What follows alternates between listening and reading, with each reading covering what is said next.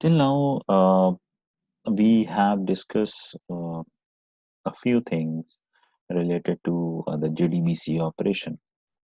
And yesterday we have seen how the JDBC works and what are the types of the JDBC drivers that is supported by your Java application.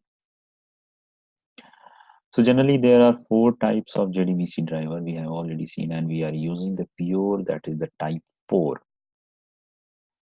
Are you getting my voice now?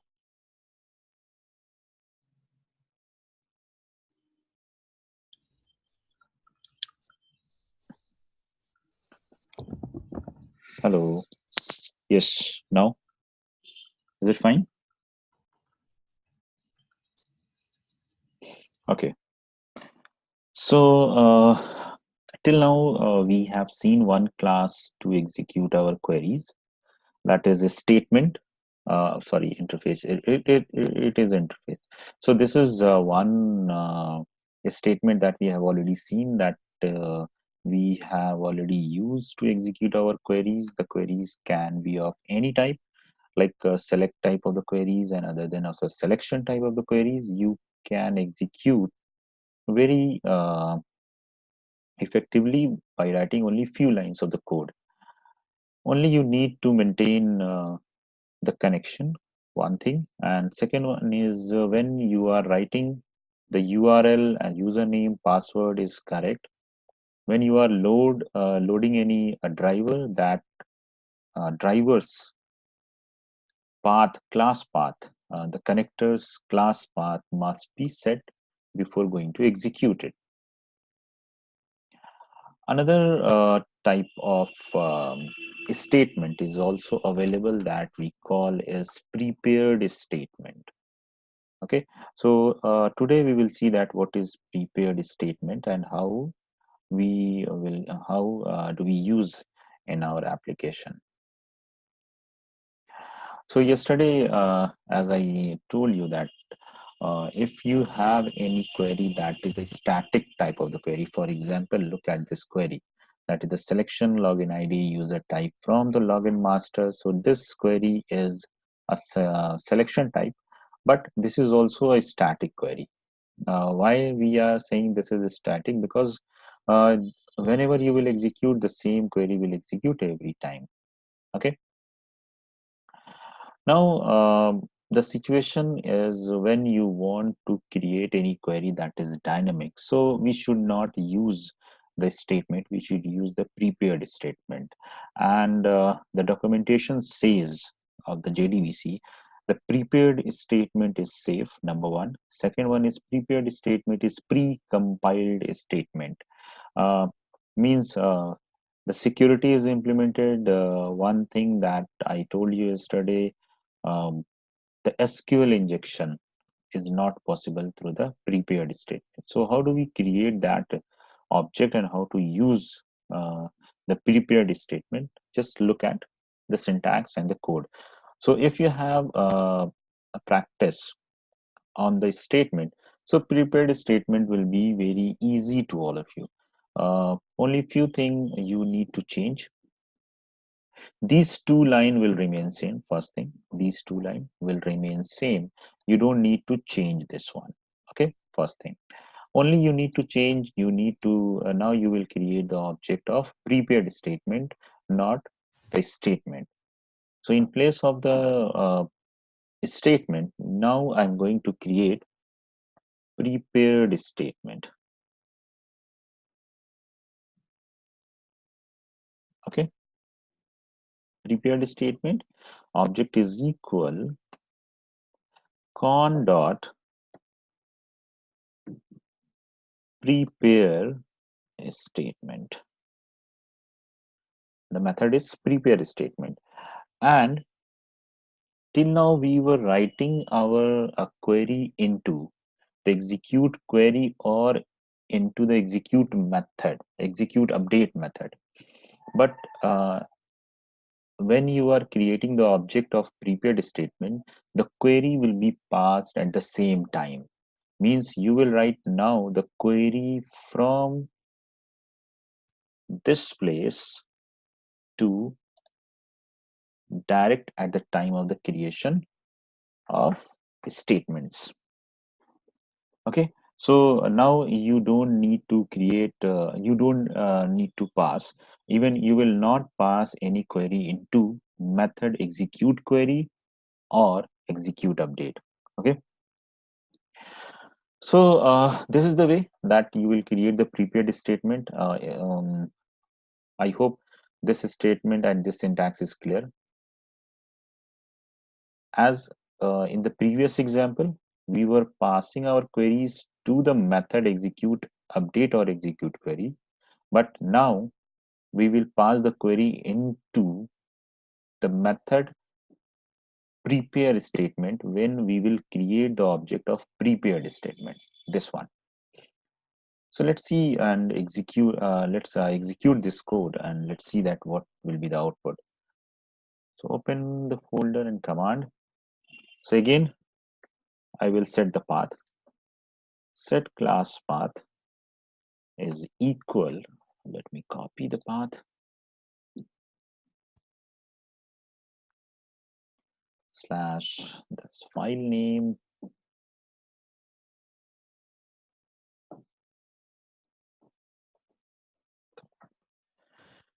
Paste dot jar semicolon dot semicolon. Now I will compile Java. See, the file name is select record. Select record. So now file has been compiled successfully. We'll execute it. So let's see that the code is getting executed. So this is simple. Just look at the syntax and the things that you have to remember.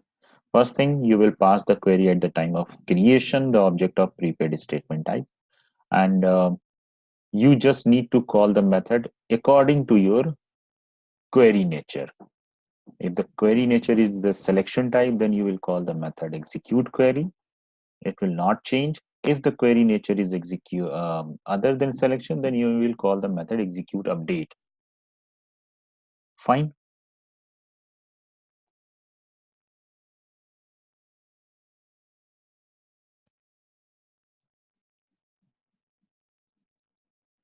Okay, so I guess it is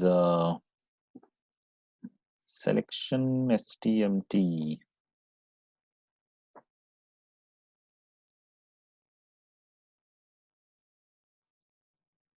I have execute the right code now. This one, select strict and stmt, that is the pst. It should be psd. Let me check that is it executing successfully or not, so that then it will be, i I guess it is not saved right now. Let me one more time, let me compile Java C, that is, let select demo.java. Okay, now can you see this? Yes, that time the file was not saved. So good, and this is the pst, not the stmt. Okay, so that's why. Compile now. Yes, fine. I execute it. Java and select demo.class. This one. Okay, fine now. So previous time the file was not saved, so we were not getting any error. That's why that time the code execute. So that code was the previous code that we have written yesterday. That's why. So this the PST you will call with the PST. Simple. Now tell me. I hope this point is clear right now, that how to create the prepared statements object and when you will write the query, where you will write the query actually. So you will write the query into the prepare statement object. One thing you will see here, this is the prepared statement. Okay, and the method name is only prepare statement. Fine. So remember this one.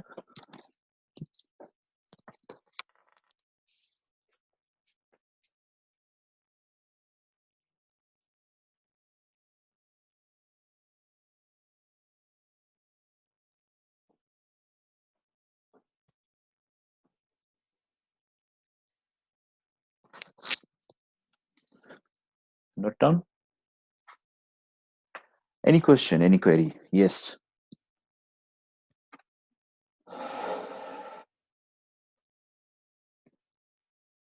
Okay, so now you will see that there is no change when we are using the prepared statement and when we were using the statement. So here it will be a little change. One query that I have executed yesterday, let me find that class. Okay, come to this one. Yesterday we were inserting the value by using the statement, and the query was insert into the login master values UID, PWD, and the values. Okay, so now convert this code by using the prepared statement. So I'm going to write the prepared statement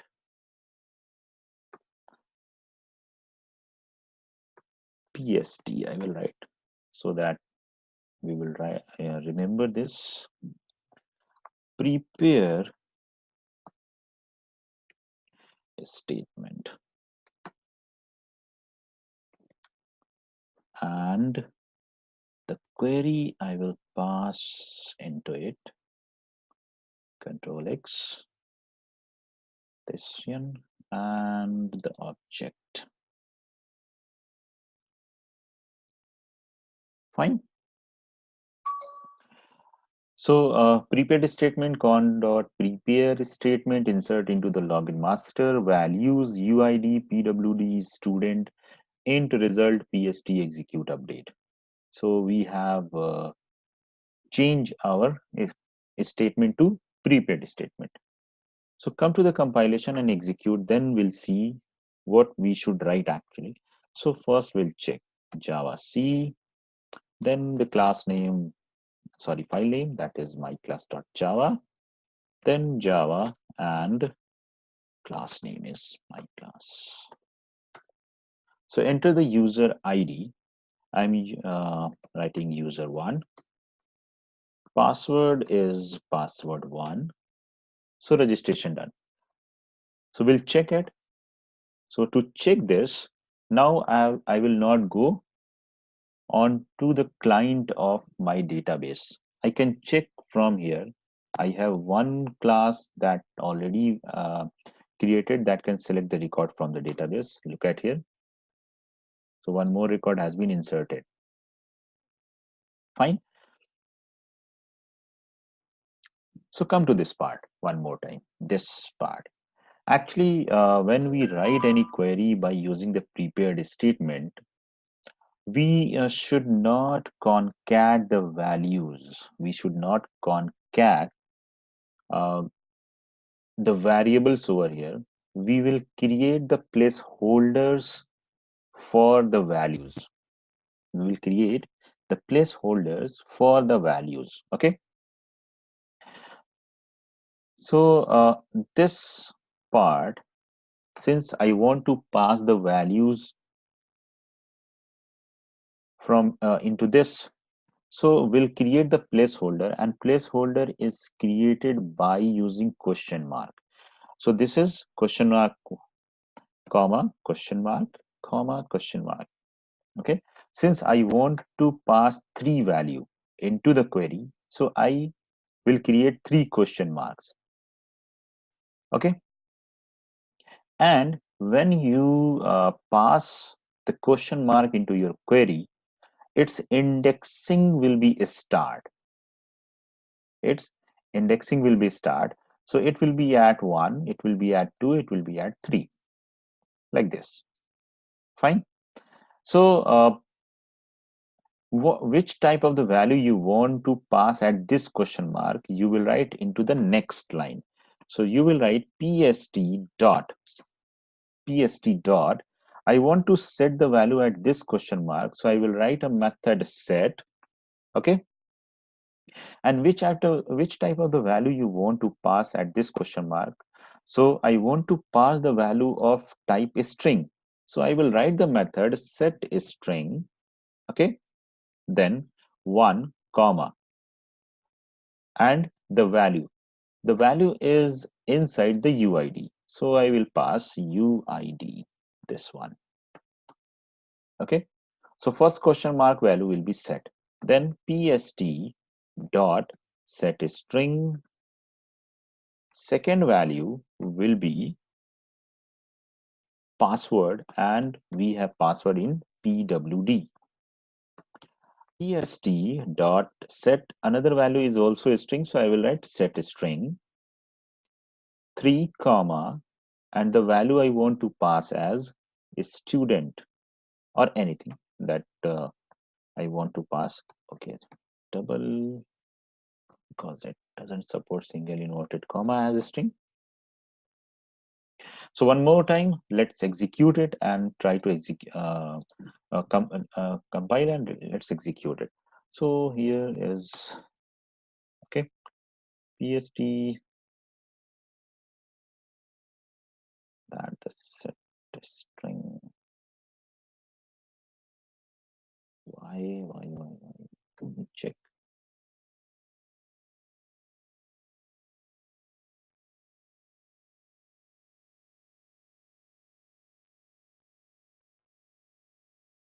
Con dot prepare statement.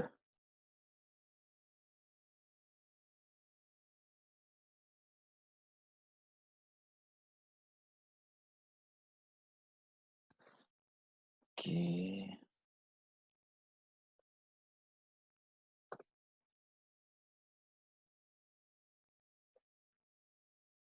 Let me open this one. The method is pst dot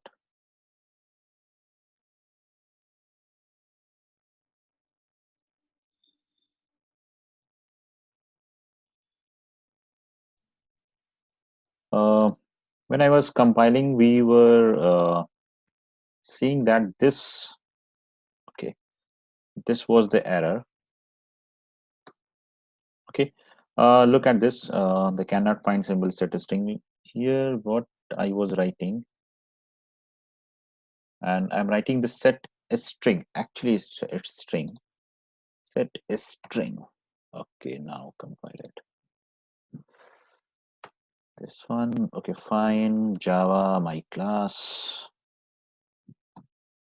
User ID, user2. Password is user2. So let's see that record is inserted into the database or not. So Java select record demo, let's see. So here you can see that user2 is also inserted into your database. So actually the work of prepared statement and the reason we use this prepared statement is we get the placeholders into the query. We don't concat any variable into the our query. So concatenation can change your query by passing and by inserting any SQL. But since we are setting the value with the help of provided methods, so this is not possible in the case of the prepared statement that you can insert any SQL into your query. The SQL that you have already written, that will remain same in your execution part. It will not allow that you can inject any SQL into your existing object. So that's why it is safe, and this is the way that we use it. Only the thing that you have to remember and take care of, that is the question mark. When you start into your query, the indexes will start from there. Okay, since I am writing the question mark here, so it will be at number 1, it will be at number 2, it will be at number 3. Now we will decide that which type of the value we want to pass at these question marks that we have um, written in our query. So according to the nature of the value, you will call the method. For example, if you have this third, I'm taking this just as example, if this third question mark that you want to put the value into this question mark, you want to put the value, the type is int, you want to pass a number, so the method will be changed as set int. So for every type of the, okay, n is creating some problem. Okay, so the method that you will use is set int, not set string. Why? If the question mark that is at number 3 is accepting the value of integer type, then you will call the method setInt. If the question mark value that you want to insert as float, then you will call setFloat. Okay, so corresponding data types related method we will use when we set the value into the prepared statement. Okay, now tell me, any doubt?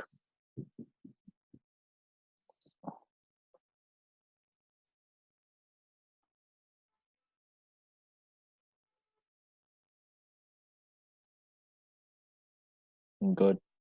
Yes, Justin, fine. So I hope you will now able to use this prepared statement in your code and make, don't concat the values. Make a mind that we will not concat the value into the prepared statement. We have another thing that we can use, that is question mark, placeholder. These are called placeholders, and we can pass the value at every place. So here update record is also one type of the query, where id, login id. So here you can change this query. So now this is your task, that change the updation query and create and execute this query by using prepared statement. So this is the task for today, and this is the today's task that you will complete and perform the updation by using the prepared statement. So this is only the difference. Rest of the thing will be remained same. Okay, tell me which ID you all are using. Any ID?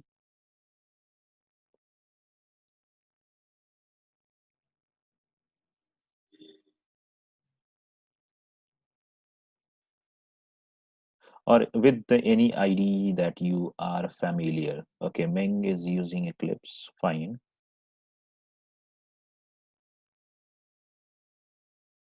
Eclipse. Fine. And Hinduja, which ID are you using?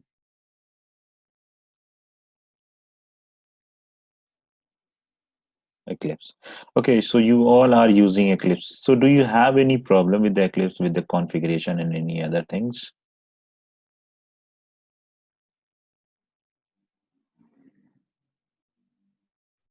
No? Good. Good. So do you have the Eclipse of for enterprise application development now? No? Enterprise application development? Not only for the plain Java application development?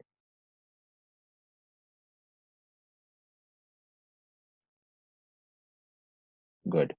So one thing that is very important when you are using the Eclipse in your system, make sure that you have installed the Eclipse that supports enterprise application development. So when you install that Eclipse version, it will support both uh, standalone Java application, means only the SC part, as well as plus advanced part. But if you have installed only the core Java version Eclipse, then it will you need to change it. Okay, because there are a lot of configuration that runs in the background So I hope everyone has Eclipse in for the enterprise application also, for an enterprise application. So now I'm going to move from here to IDE. Okay, so I will write the query. I will write today. I will write the query um, into the NetBeans ID. Okay, and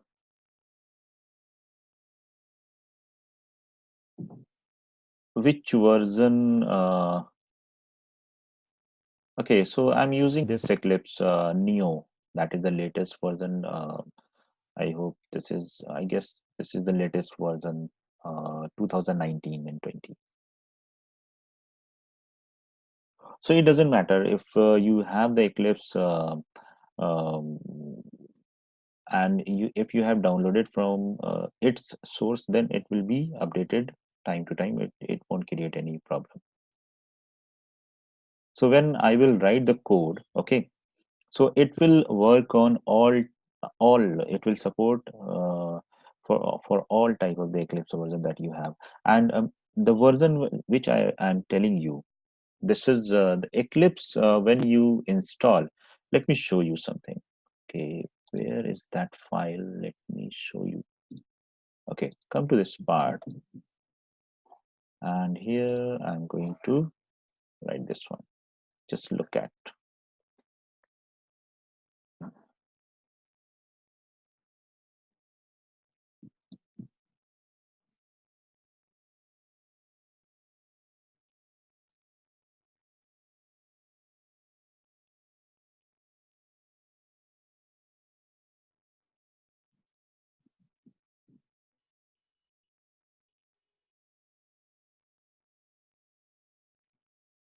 Okay.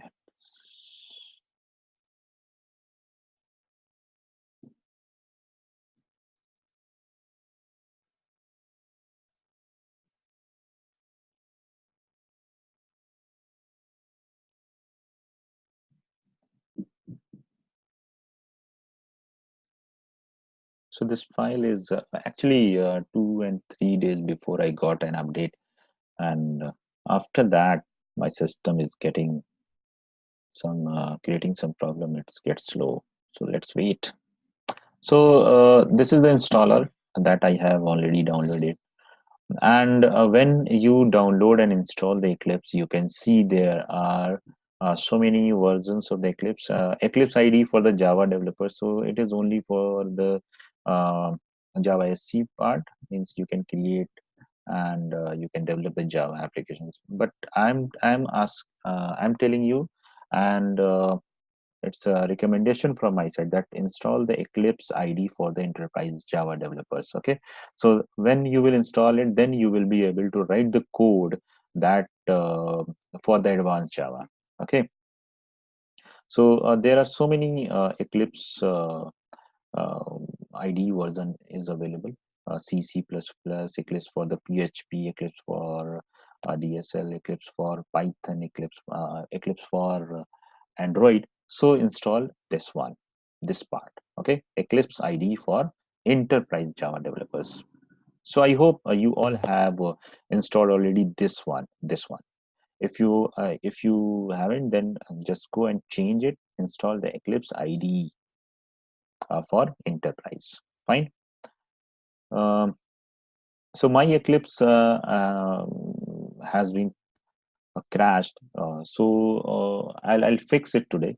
So tomorrow I'll show you that how to write the code in Eclipse. And as you all said that you have already worked on the Eclipse, so I hope this will not uh, create any problem. I'm going to write the code on NetBeans ID. Let me open the NetBeans. I hope this will not take too much time. Let me check.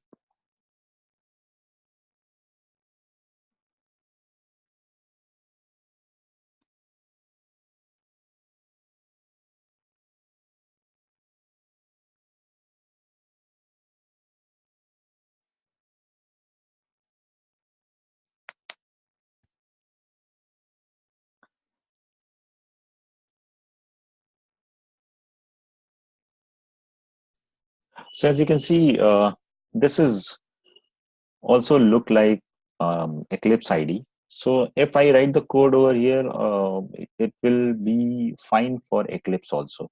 So let's take one example that how to create uh, projects in the NetBeans IDE. In future, if you will use it, then it will help you. Now come to this part, and I'm going to create a new project. After that, since we are learning the core Java, so I will not select the Java web application. I'll select the Java, that is the core Java. Java application, plain Java application. Next. So what is the name of the application that you want to you want to write? And so I will choose the Java application name as core online tut. Okay, this one, tutorial. So don't create any class, just finish it. I close all the file from here. Now come to this project. That you can see one project has been created with core online tut, and this is a similar to the project structure that you have already seen in Eclipse. Now I will create one class into it. Okay, so right click on it, go to the new and choose Java class. What is the class name you want to write? So I will write JDBC BK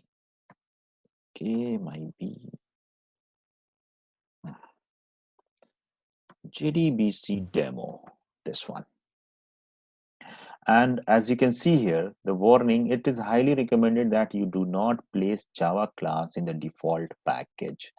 So you should write the your own package where you want to create this class file. So I will create this class into the package com.dn. Okay, finish. So now you can see one file has been created and the package name is your con.dn and the class name is JDBC demo. Now I'm going to write one method that is public static void main, and inside it I will write the try, and then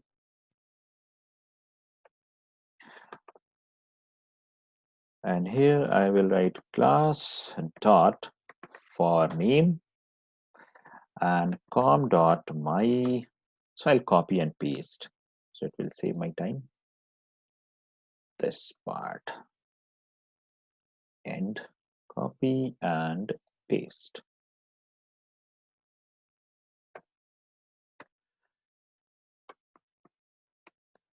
Connection, and it will show you the suggestions. So java.sql connection con is equal null. This is, and catch for it. Catch the exception object, that is system.out.println, that is this. And one more, driver manager is also not available. So I'll import the driver manager, and here close this one.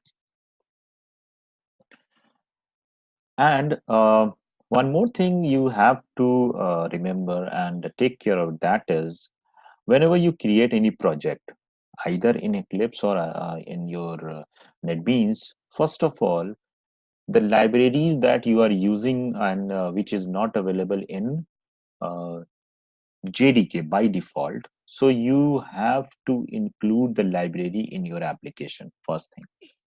So since I'm using the JDBC code and JDBC is not part of the JDK, so and the connector, for the MySQL is not part of the JDK. So I need to include that library in my application. So how to include the library in NetBeans? Let's see.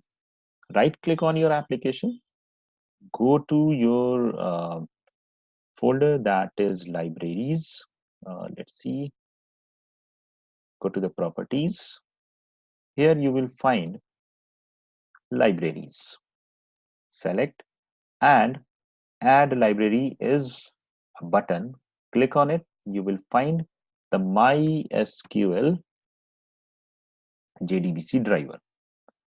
So this is these are the libraries that is provided by your NetBeans IDE. These are not the part of the JDK. So this when you install it, then these libraries are by default available. So I'm using this JDBC driver.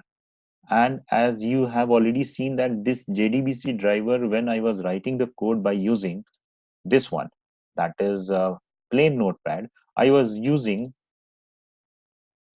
the JDBC driver that I have placed into the new folder. Look at here. Okay. So since I'm using the Eclipse, NetBeans, so NetBeans by default gives you this driver. Suppose you don't want to use the uh, connector that is provided by your NetBeans, so don't use it. Cancel.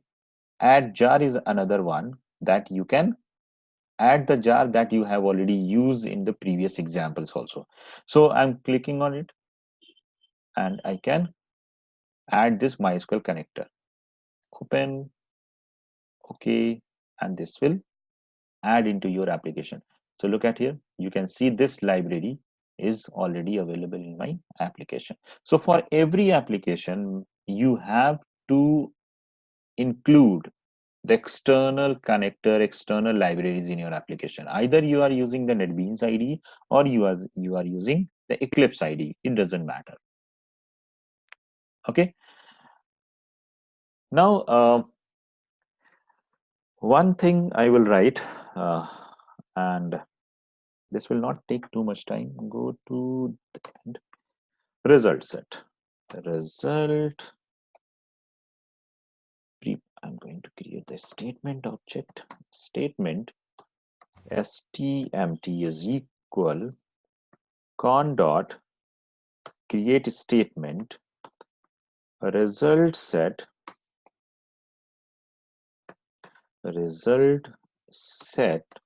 rs is equal stmt dot execute query, select all the records from the table that is login master, this one. So we'll get all the record. Now I'm going to tell you one thing that is called result set metadata. Okay. So by getting the result set, you can get the metadata also. So metadata means information about the data. Okay. So data about data is called the metadata. So there is a method rs dot get metadata. You will use, then you can get the metadata. So your result set will give you the result of all records that you are querying from the database. So if you want to see the metadata of those records, then you can use result set metadata, and it will return result set metadata. RSMD is equal this. So what you will get from there? So I will print everything. RSMD dot get And now you can see there are so many methods are available. So I'll use get column count, that how many columns in your query. Let's see, that is, and right click and run this file. So if everything goes fine, then you will see the output. So now you can see this will return 3 columns, this one. So when we write the code, it will return a result like this. I'll open the MySQL command prompt to show you. Use new DB, select from login master. Now you can see there are 3 columns in my result. So it is showing 3 columns. Again, now what you can see, rsmd dot get the column label, and I want to see the column label of 1. Run it. So the column label of 1 is login ID. Label means, look at here, this one. This is the column's label. So you can get the column label system.out.println rsmd dot get column type. Also you can get the column type of 1. So we can see here by writing column get column type, that is 12. So actually this is not, I will show you the get column name so you will get more information. Get column name of this one, that is the code that runs behind it. So column name is 1, sorry, column name, let me run one more time, this one. So column label is login ID and column name is login ID.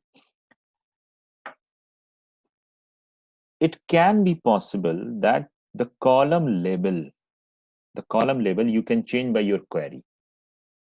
Okay, that we write that the login ID as XYZ.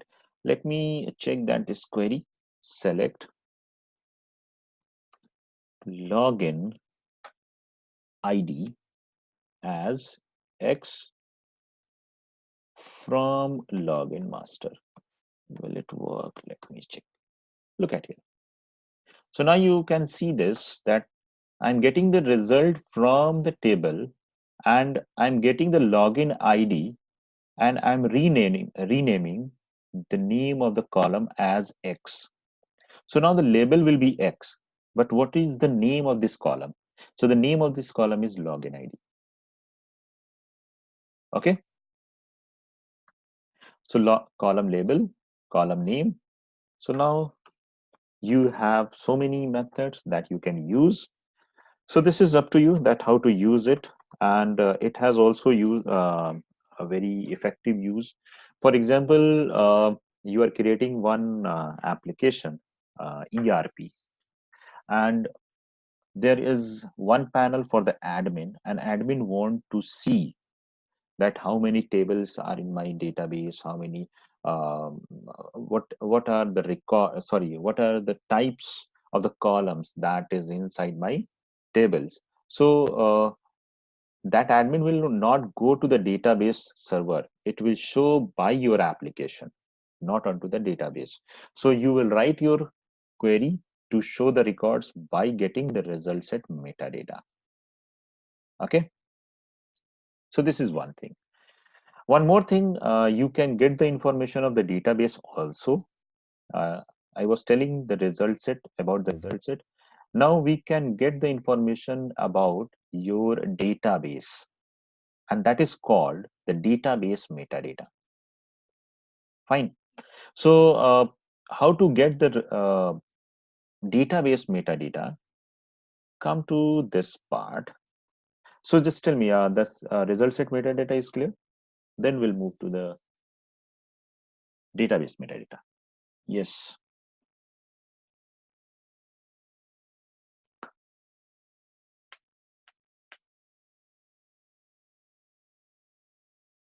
No query, fine. Do you have any query, Justin and Hinduja?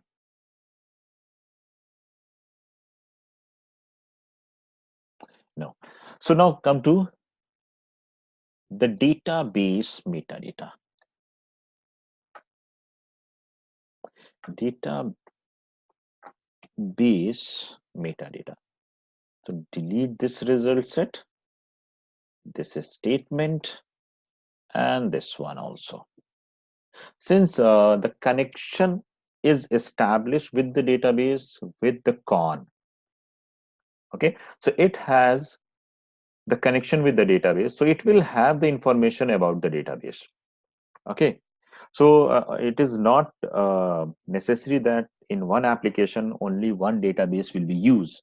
So how many databases and what are the tables inside that database, you can get all the information. So con dot get metadata, this method we will use, and it will return the database metadata type of object. So use it and store into database metadata,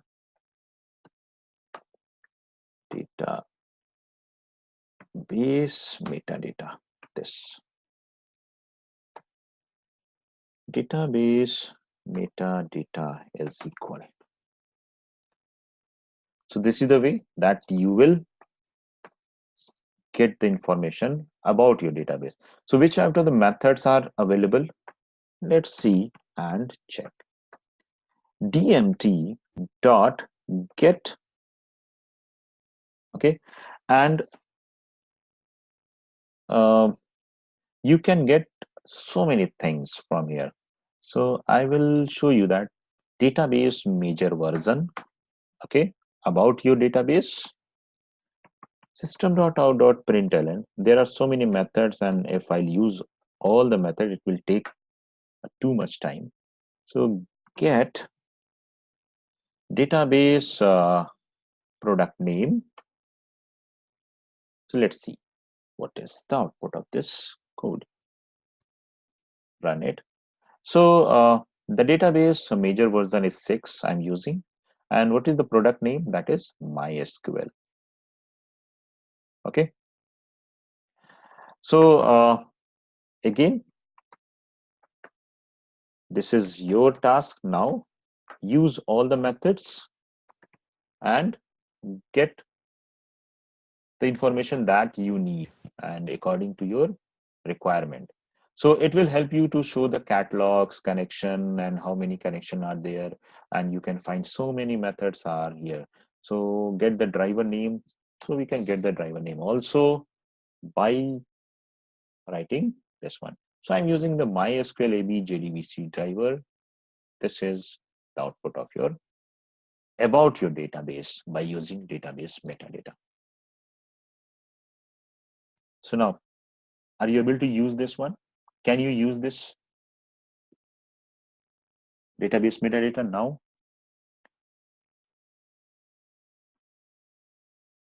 And yes, you have to do some coding to get all the details, to get more clarity about it. And you have to sit and write this, and you have to write some code.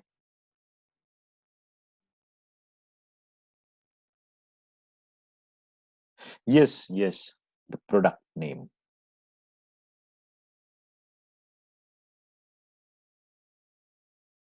Okay, and in one application you can use more than one database of different vendor also. You can use it. So Java don't stop to use more than one vendor's database into one application. You can use. So it will not create any problem. In fact, you can use more than one database of the same vendor. Like I'm using for NewDB here. You can create another one that you can use in your application. Fine.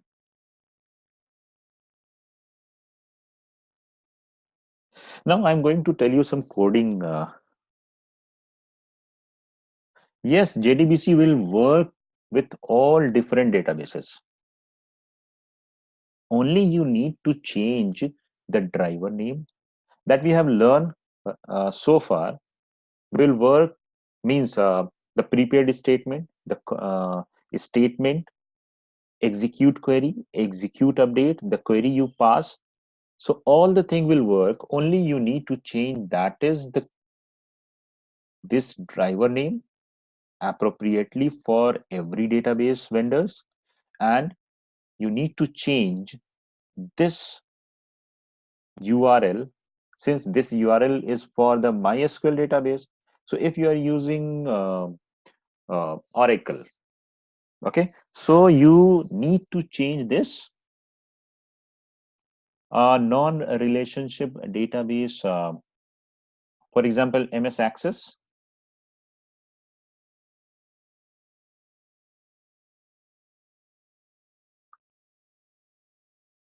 Yes, Meng. No, no, no, no, no. So this is not the way that you will use. It is a pure driver that will work with the relational database. Okay.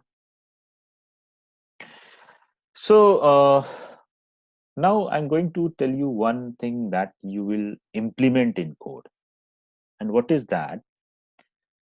Suppose this there are so many classes I have created. Let me show you with the notepad. Okay, look at here.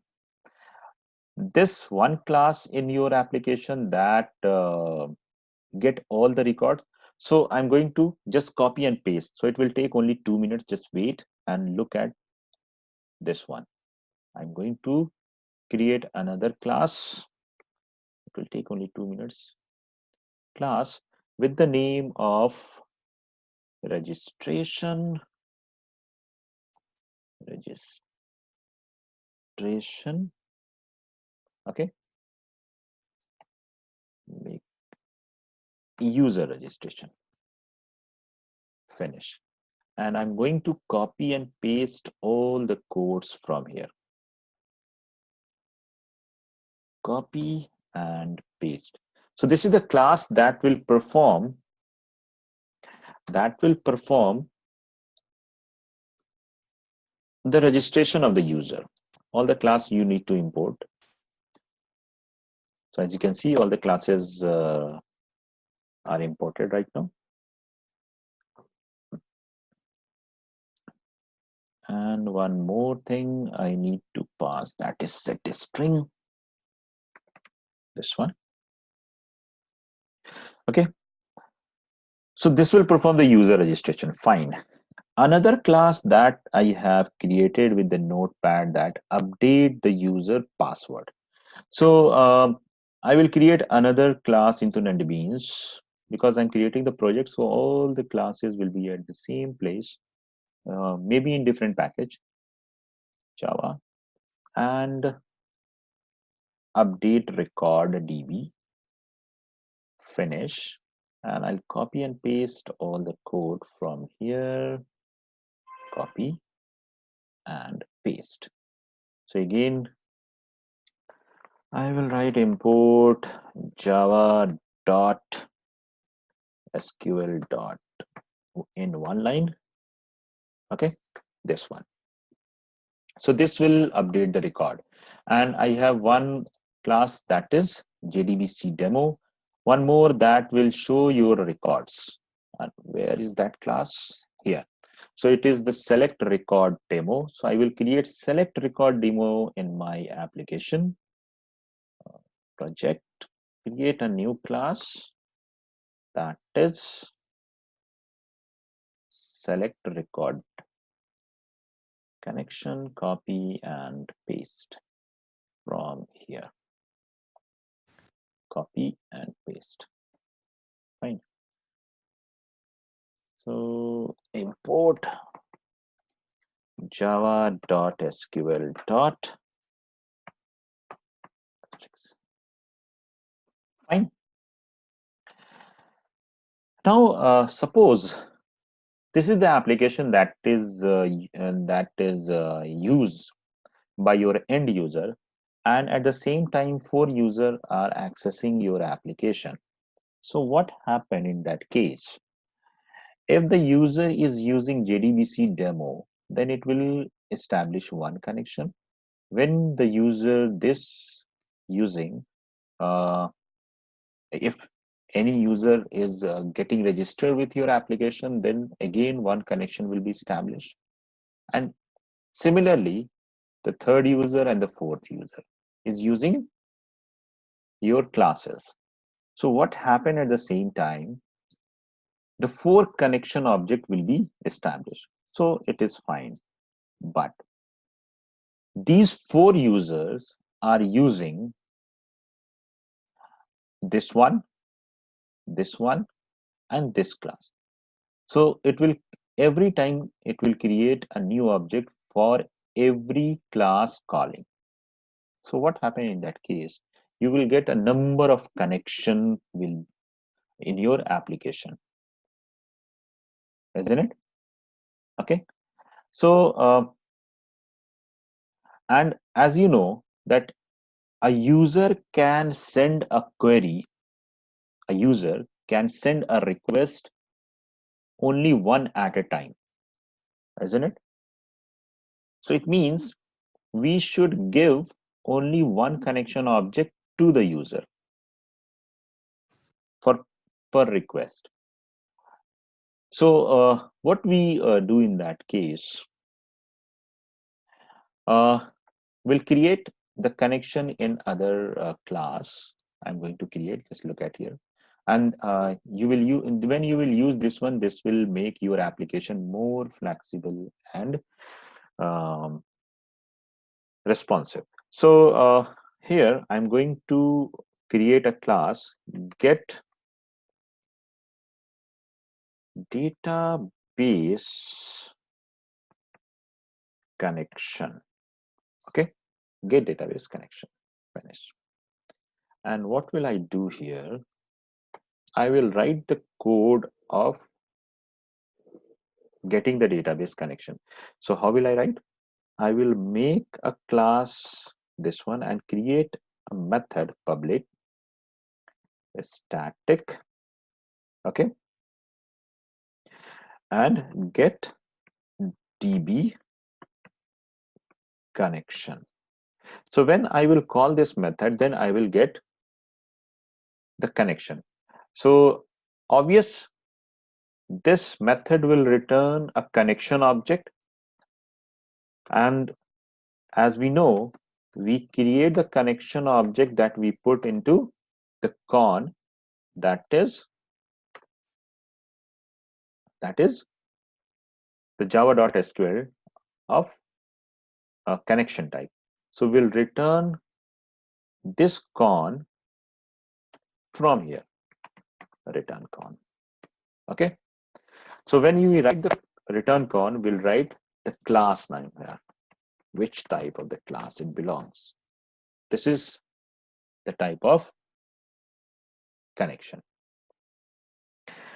And as we know that within the static method, we can use only the static variable. So I'll create it is as static. So this will not create any error. And to get the connection, we know that we have to write these number of statement. So I will write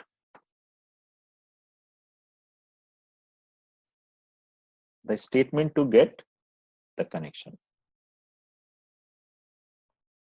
Me check. Till now, is it clear? And as we know that every method throws exception. So we will write into the try the same thing we have done, and try and catch exception and E,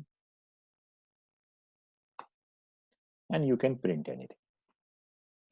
So this is the class by which we can get the connection. So now what we can do in our code is, suppose we are working on the select record demo. So in place of this that we have written here, we can do this one, this, and we can delete this. Sorry, we can delete this one, and we can write get database connection dot get connection. Now tell me, is it fine?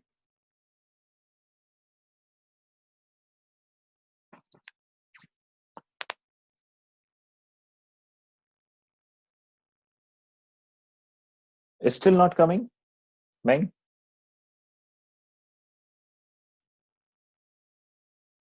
Voice is not coming right now. Just tell me. It's still yes now. So what I did, just look at here. I have created one class that is the get database connection, and within this class, I am creating one method that returns the connection, and this method is static. So we don't need to create any object of this class to create this method, to call this method. And what we I'm writing inside this, I'm creating one connection object, okay, and I will pass this connection object by this method. So suppose this is your class where you want to get the connection.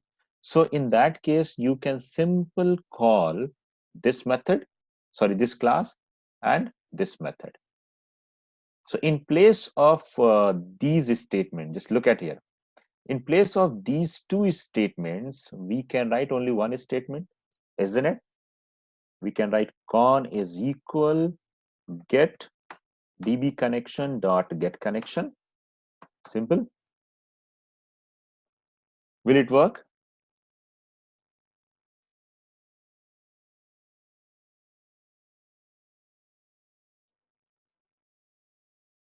So definitely it will work, because those two statements that you want to establish a connection is now in separate class. So as you can see, this connection reference we are creating, that is static. So we'll get only one object, and that will be shared. And one more thing will be implement with this. Look at these two classes, update record DB and select record. We are getting a database connection with this statement, with this statement. So in future, if we want to make changes in the password, or if we want to change the database password, the user, or the database name, so you just need to make change at only one place, that is this one. So it will be reflect in everywhere, in every class. So this is one way that you can create the object of the connection, and you can use it. So I hope this is clear, that you can create the connection object in another class, and you can use in your application. Yes, tell me, is it fine?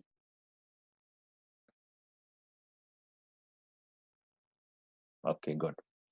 So this is all about the JDBC. Okay. uh, there are a lot of things that you can explore by yourself when you will go and dive into deep dive into the JDBC part. Then you will explore so many things, and those things can be learned by yourself. Whenever you will write the code and you will get the error, then you will definitely resolve those things. So when you will write the code, then a few things will be clear. So I'm not saying that JDBC will finish over here, because coding cannot be finished anytime. So there are so many things in JDBC also. That is up to you, that how you explore yourself. Fine. But these are the things that which is more than basics. And if you know these things, then you are now able to write the code with the Java plus your database. Yes, tell me. So I'll try one more. I'll do one more thing today. I'll find out some assignment, and then if I'll prepare that assignment, then I'll share with you. Just do the practice on those things. Okay.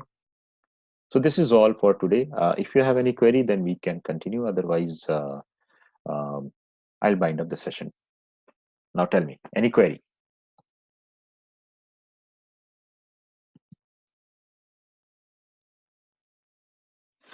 And I'll try to upload the video lecture or any lecture that I have already taken previously. If I got that, so I'll upload the lecture of multi-threading.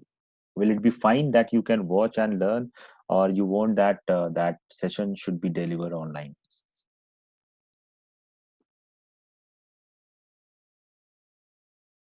So I'll upload that video.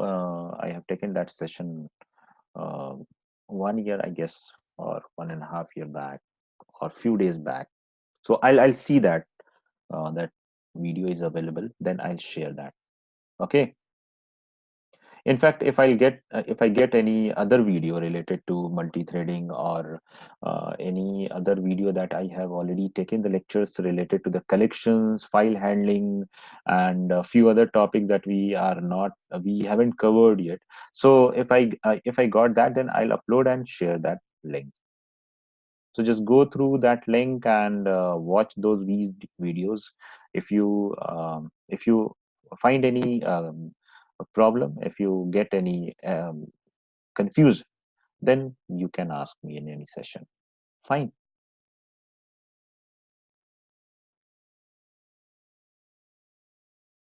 Okay, so thank you for all for this session, and we'll meet tomorrow with new topics. Bye bye.